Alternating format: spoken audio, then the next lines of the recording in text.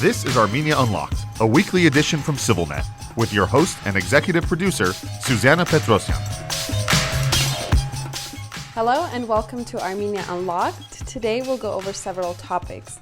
Prime Minister Nikol Pashinyan's first official visit to Iran, the sentencing of an Armenian citizen in Azerbaijan, and we'll be discussing economic development in rural Armenian regions with Tim Strait, who is not only the honorary consul of Finland and Norway in Armenia, but also has social entrepreneurship initiatives in the region.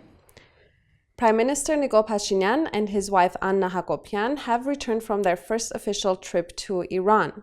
The purpose of the visit was to strengthen relations between the two bordering countries. So what factors make up relations between Iran and Armenia? It's trade, tourism, gas, electricity, security. Trade with Iran makes up 4.9% of Armenia's total foreign trade.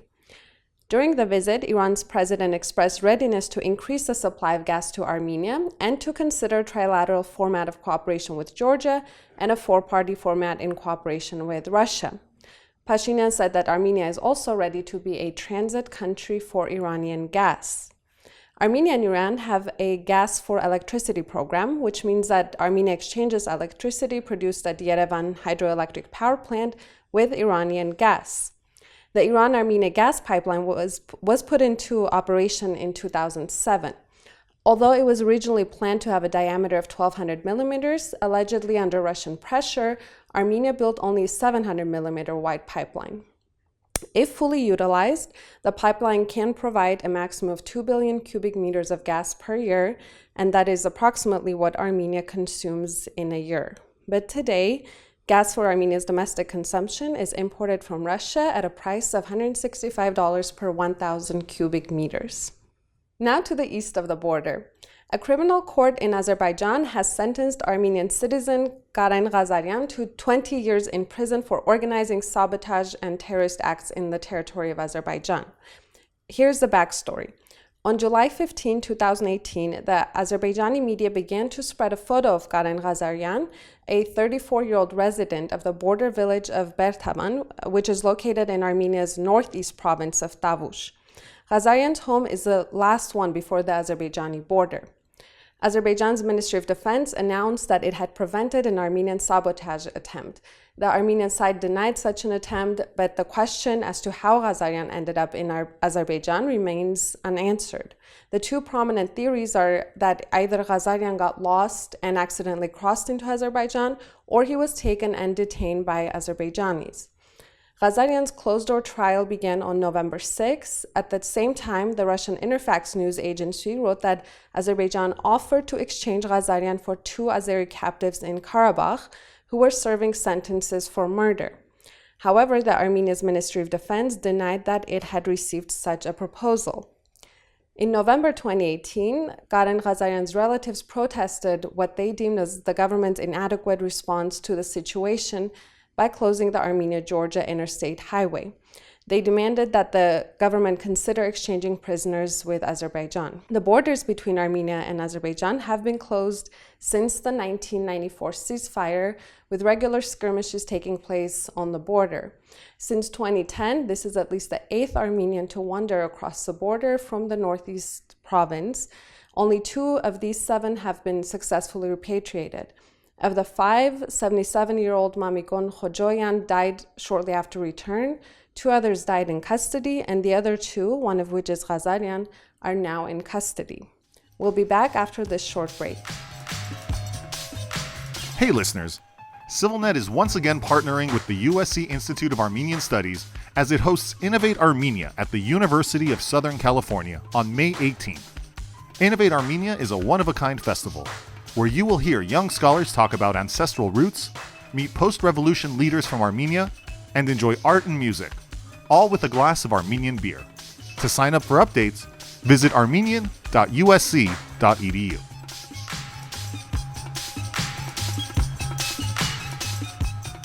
In the studio with us is Tim Strait, honorary consul of Finland and Norway in Armenia, who is a social entrepreneur and the founder of the Homeland Development Initiative Foundation, which designs and produces products in rural regions of Armenia. In addition, Tim Strait is a host of CivilNet's Straight to the Village program.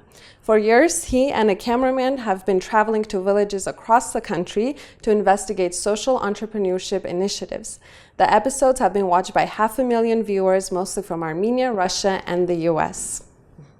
Hi, Tim. Thanks for joining us today. Thank you. People say you know more about small businesses in Armenia's towns and villages than lots of other people. If you were working for Armenia's government right now, what would your top priorities be for supporting these small businesses in the rural areas? In the rural areas. I think the main thing that can be done are issues that have been with us for years and years and years. For example, the issue of moving money around. I mean, 2 years ago, we were focusing on PayPal. Why doesn't Armenia have a PayPal system? And PayPal doesn't want to come, so fine, let's find another solution. Now, I happen to know some friends who work in Bitcoin and cryptocurrency and other things, and that apparently is a tool. I'm not an expert on this, but that is something that can move money around. It's a question in the central bank, how welcoming Armenia is to something like cryptocurrency or Bitcoin. There's a legal framework issue there. All I know is that small and medium businesses need a better way, a cheaper way of moving money around. Now, on moving the products around in and out of the country, particularly out in my case, my business, we export to all of Europe, North America, New Zealand, Australia. Our average order is, for example, I don't know, we have 2,000 to 8,000 euro orders, but lots of them are also between 200 euros and 600 euros. Now, if we go through the formal export system, we have to pay the customs fees, we have to pay handling fees, we have to pay the HS codes, as they're called, which is $90 for the first line and $10 for each additional line, blah, blah, blah. Lots of expenses.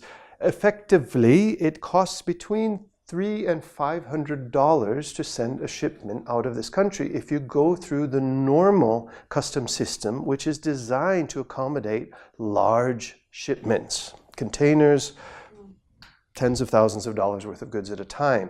Now, if you have a package for 600 euros, there's no way of doing it. In Europe, you can go to the local post office and say, hi, I have this little package here, and I want to send it through customs, but through the postal system. And that's what we don't have in Armenia. There's no way of filling out a form and referring to the customs code, what the product is, and sending it out for your 10, 20,000 drams instead of the $500 to send it out. Two examples of legal framework issues that can be solved quite easily, actually. Okay, and when we're talking about trickle down as a theory of economic development, does growth trickle down from Yerevan to rural regions in Armenia? And this disconnect, this disparity is a serious concern, right? What are the mechanisms for making this happen better? Trickle down economics, yeah, there's lots of people saying that it doesn't work. I think we all know that a big chunk of the economy in Armenia is based in Yerevan, and we know it is getting out to the regions. It's getting out too slowly. It's getting out ad hoc in some cases. We know that many of the international donors are focusing on the regions, and that's a good thing. We see lots of things happening in Gyumri. We see lots of things happening other places.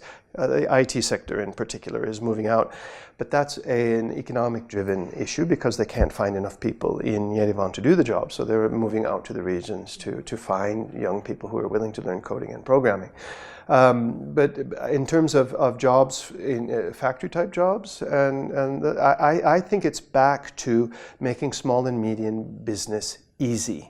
Give the mechanism, the tax framework, the shipment framework, the payment framework, all of those frameworks that need to be made easy for someone, a woman in her 40s or a man who's retired in some small village somewhere can make something and legally send it out of the country at a reasonable rate and still have it part of the normal legal framework. So we need to work on that side of it, the framework side of it, but we also need to work on the mental side of it, because someone in a small place probably probably thinks, oh, dijvareli, it's really difficult to do business and there's so much corruption. So we need to also do a lot of education of people in the region.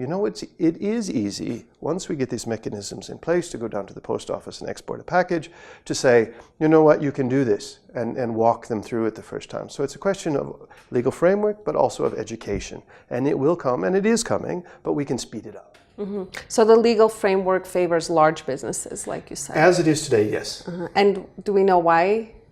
Is that just a remnant of? It's inherited from the Soviet Union, and it's everybody, and even today, I know how small companies solve it today. They can't send it out through the customs network, and they can't, so they send it out in their personal name as a private package. What's the result of that? There's no taxes paid on that. There's no registration in our national statistics. We don't know what we're actually exporting. We don't know, it's just outside, it's the gray zone. It's a complete gray zone. So we need to get it easy and cheap to be within the framework, because it will help Armenia earn money and have its statistics right, and it will make life easier for everybody.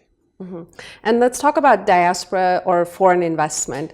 How do we ensure that people receive fair and livable wages when there is let's say, large diaspora investment in these rural areas? From your experiences, from your travels, is this a big concern in the regions? I mean, jobs in the regions are a big concern, definitely. Quality jobs in the regions are even harder to find. I've heard through the years many examples of a factory being opened somewhere with a lot of ribbon cutting and champagne and everything, and then hearing later that it wasn't going so well, that it had closed down, that the wages were much under the minimum wage in the country, and it was all being done a bit shady, not the way it should be. Now that we have this new Armenia, and we're getting rid of the corruption and the bad habits, and there's more transparency, it should be more possible to do that. I think the good habits and the good examples need to be done. If we were to get these easy to export for small and medium, I wouldn't think that the solution is car factories in every small village around the country. The secret to making a thriving Armenia for me is the small and medium business. And if a diasporan wants to come in and create a business, first they have to come and drink a lot of coffee and have a lot of conversations and listen to what the people want, and then contribute his or her skills to that situation and can come up with a solution that's beneficial for both. If they come and plunk down something that the locals don't identify with or just don't see working, then they're going to have problems.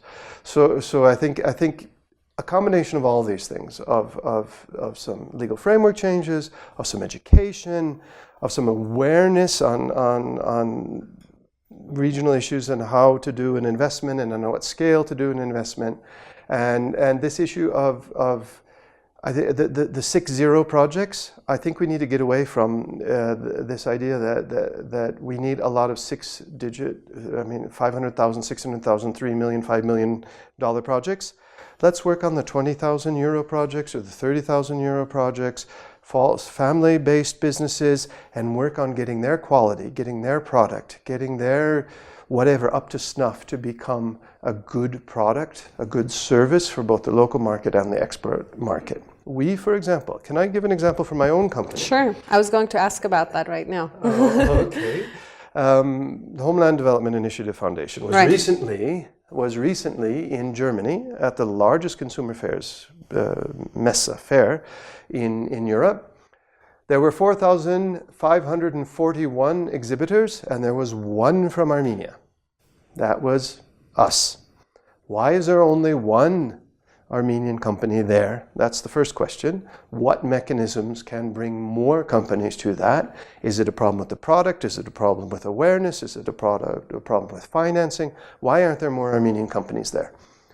Question one. Second question.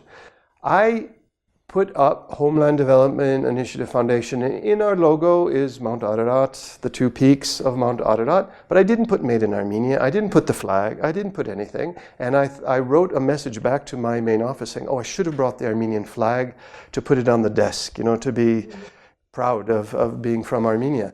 And then on day 3, I realized that probably would have not been a good idea, actually. Why did people stop at our stand?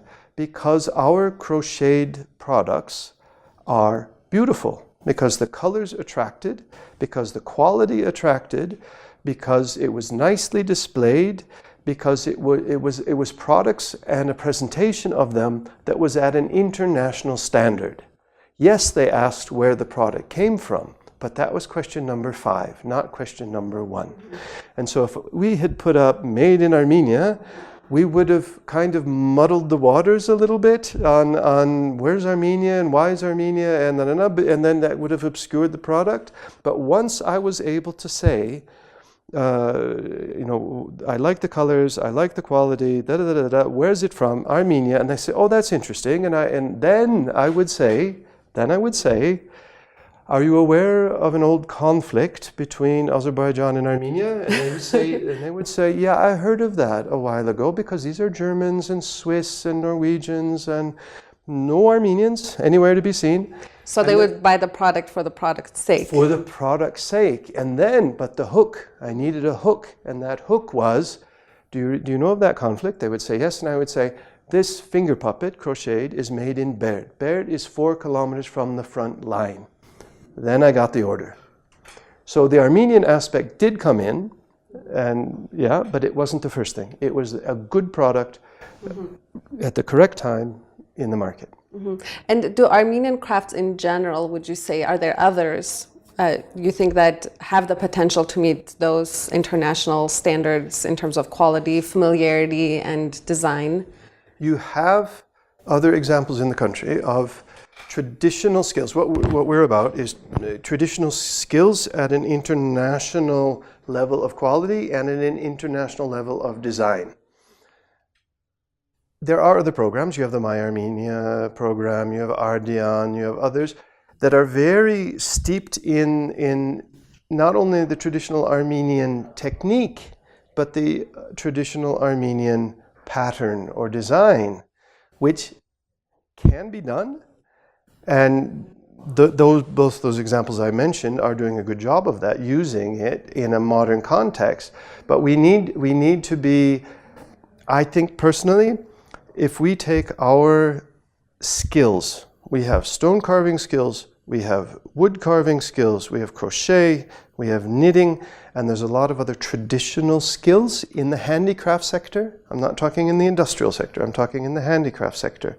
That we could apply to international products that don't have a pomegranate on it, that don't have Mount Ararat on it.